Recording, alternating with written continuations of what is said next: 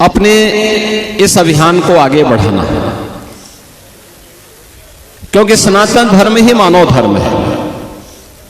सनातन धर्म रहेगा तो मानव धर्म रहेगा, मानवता रहेगी, इस सृष्टि रहेगी।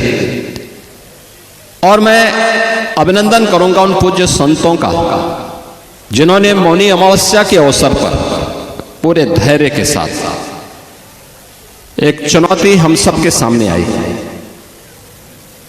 कुछ पुण्यात्मा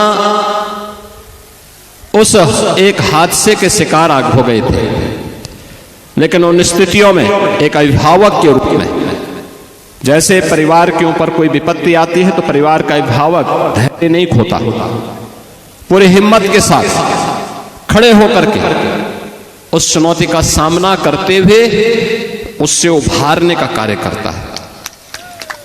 और आपने देखा होगा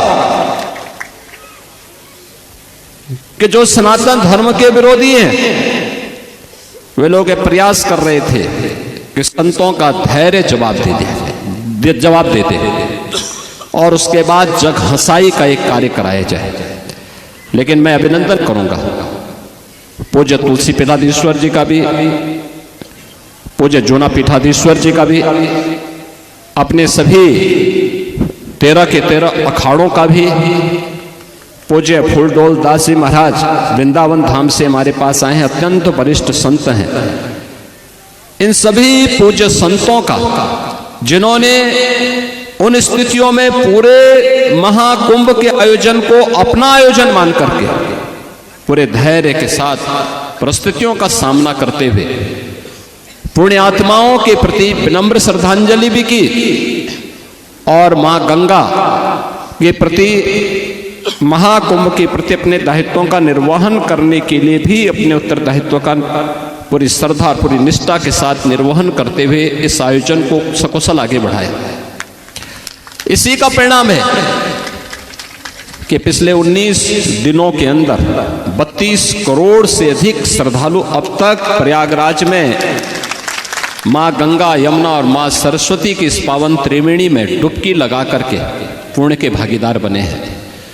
जो यहां से जा रहा है, यहां की परंपरा के बारे में, यहां की गाथा के बारे में, यहां की व्यवस्था के बारे में गुणगान कर रहा है। ये गुणगान व्यक्ति का नहीं है, सनातन धर्म का है, जो आ रहा है देश और दुनिया से।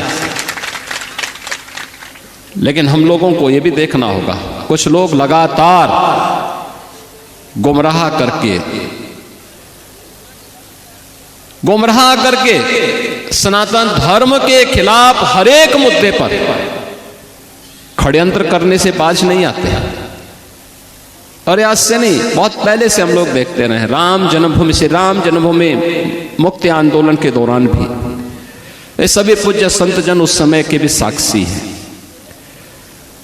वे लोग उस समय, उनका व्यवहार, उनका चरित्र उस समय भी जग जाहिर था और आज भी है।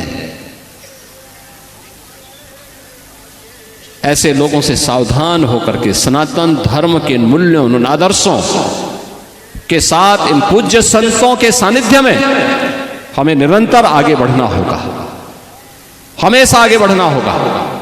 और जब तक पूज्य संतों का सम्मान है, सनातन धर्म का कोई बाल बांका नहीं कर सकता है।